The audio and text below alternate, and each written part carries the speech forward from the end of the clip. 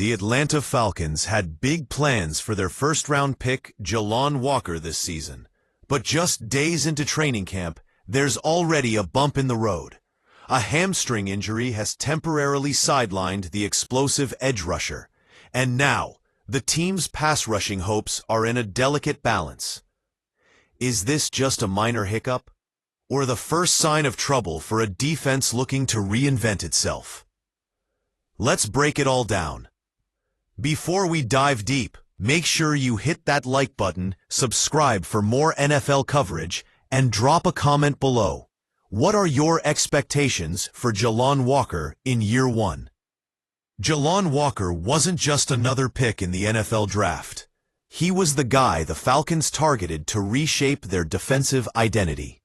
Taken in the first round, Walker came into Atlanta as a highly touted edge rusher with elite athleticism, high football IQ, and the kind of motor that defensive coordinators dream about.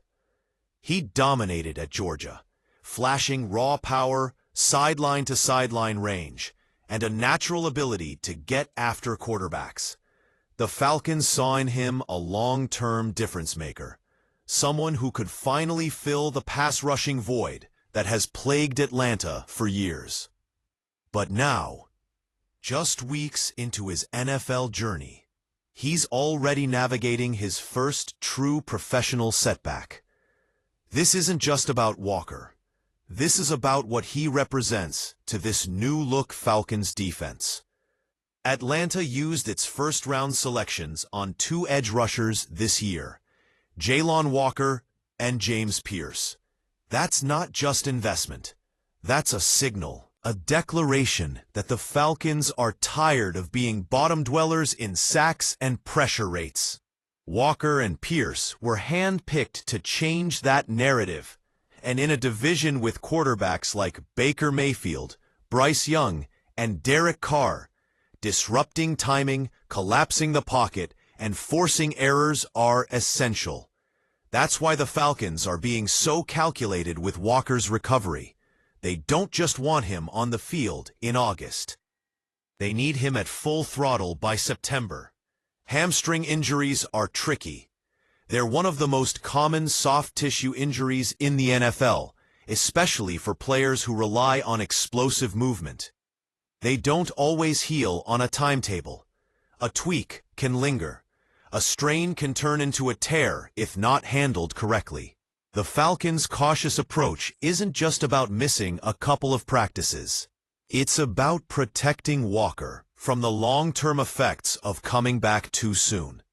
And when you're dealing with a rookie, one trying to make an immediate impact, earn playing time, and prove his worth, there's always the temptation to push the limits. That's why Morris' quote speaks volumes. "He's wearing me out." That means Walker is locked in, mentally, emotionally. He's not content sitting on the sideline, but the staff is smart enough to know they have to save him from himself. Every rep in training camp matters, especially for rookies. The transition from college to the NFL isn't just physical, it's mental. Learning the scheme, adapting to pro-level blocking, recognizing tendencies. Walker missing time now could slightly delay his development, not in a drastic way, but enough that it might affect his Week 1 role. Let's not forget, edge rusher is a position that thrives on rhythm, timing the snap, feeling the tackle's footwork, finding your counter move. That all comes with repetition.